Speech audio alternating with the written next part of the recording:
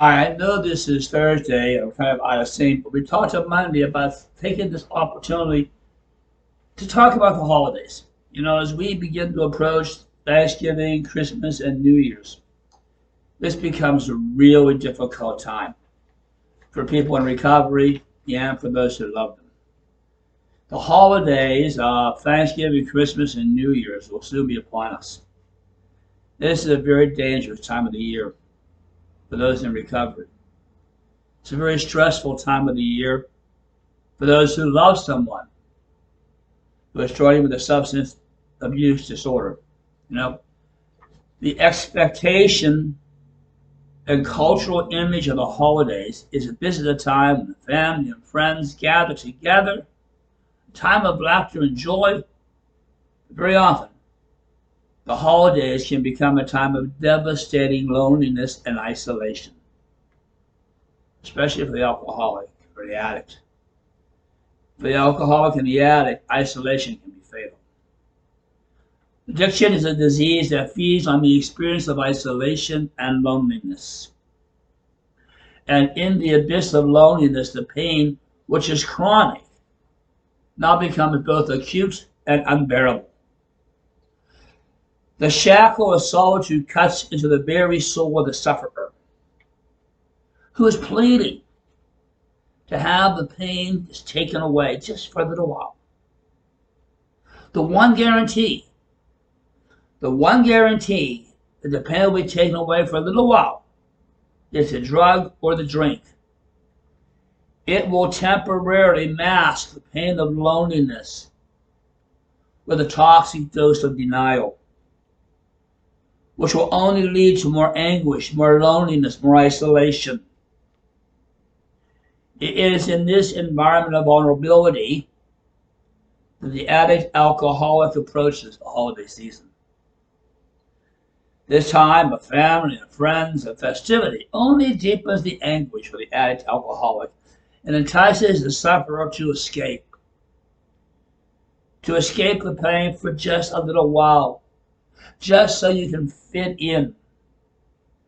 Feeding the delusion, denial, sabotaging the honesty and courage that recovery demands. Please, if you are a person in recovery, plan ahead for the holidays. Remember, you are entering the most difficult time for anyone in recovery. This is the time to be radically, painfully honest with yourself. It's also a time where you really need to cultivate a support system for yourself. Avoid idleness. Stay connected. This is a time to really connect and embrace the fellowship that you have discovered in 12-step recovery meetings. You need to call people. You need to talk often to your sponsor. You need to attend meetings. You need to read the big book. You really need to immerse yourself in recovery. You need to stay close to God. You need to pray and meditate daily. And I suggest keep a journal. Just keep a journal of how you're feeling over this holiday season. It's essential that you prepare for the holidays by tirelessly staying connected and working your program of recovery. These holidays will present a multitude of challenges in your recovery. Booze and other substances will be readily available at all these parties. You'll be in the company of people who can be toxic to your recovery. There will be expectations placed on you, and these expectations can be overwhelming. There will be parties and behaviors accepted as part of a holiday environment. And these can be moments of great challenge and courage. And you need courage, and you are forced to say to your family and friends, no, I'll not be attending a particular event. No, I cannot be around a particular person. I need to go to a meeting. So I will not be there at that party or event. This can be very difficult to do. But you need to put yourself and your recovery at the center of your holiday. Your recovery must be the core of your life, because without it you have nothing. And don't expect people to understand. Often, they don't understand your talk. They didn't know you as a drunk. They didn't know you as an addict. They'll not recognize you even like sometimes they knew you. Also, don't expect others to alter their behavior for you.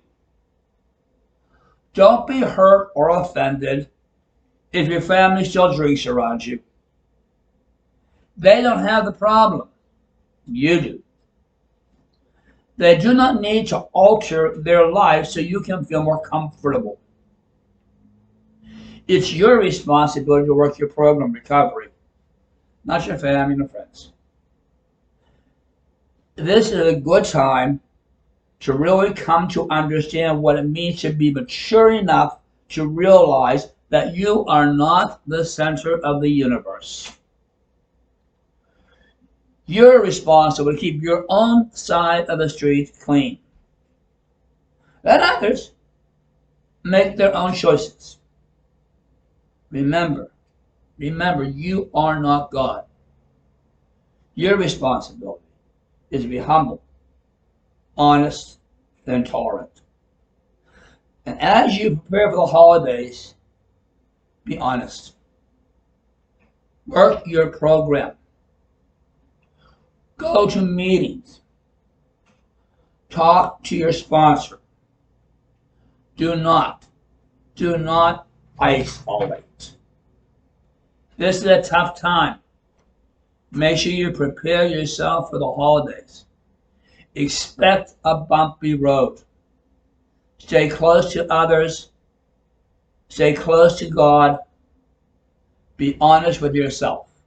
Now, for those of you who know someone struggling with addiction and is in recovery, how do you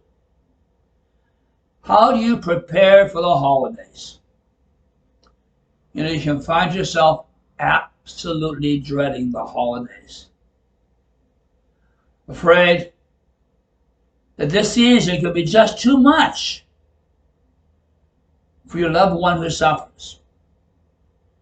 You can find yourself walking on eggshells, worrying, and even changing some of your traditions. Maybe you're not even inviting some people that you're afraid might be the wrong people to have at an event. Please, don't change your life.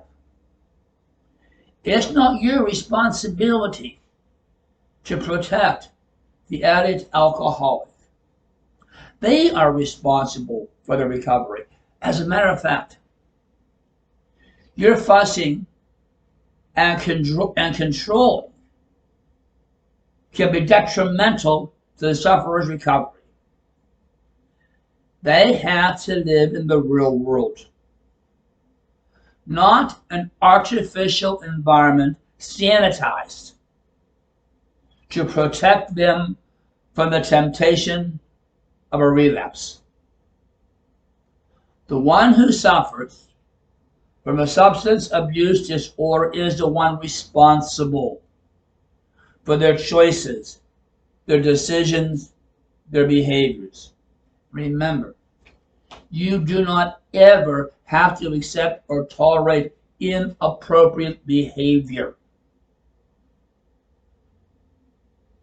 Do not compromise your values to accommodate an addict. One of the most important things an addict alcoholic does is to live and accept reality as it is. As is often said in 12-step recovery, one must learn to live life on life's terms. Recovery cannot be found in an artificial setting. Now, does this mean everything will be fine? That you won't worry? That you really can let go and let God? Probably not. You know in your head already what to do. Don't enable. But your heart at times will override your head. You will at times try to protect and rescue your loved one. Be patient with yourself. Remember what it says in the 12 steps. We seek progress, not perfection. It is also essential for you not to isolate. You go to Al-Anon. Go to Nar-Anon. Stay connected to your group, to your sponsors. Pray, pray, and pray some more for the grace you need to live life on life's terms, to let go and to let God. May you all have a blessed holiday season. Let's all conclude with the serenity prayer. God, grant me the serenity to accept the things I cannot change, the courage to change the things I can, and the wisdom to know the difference. Goodbye. God bless.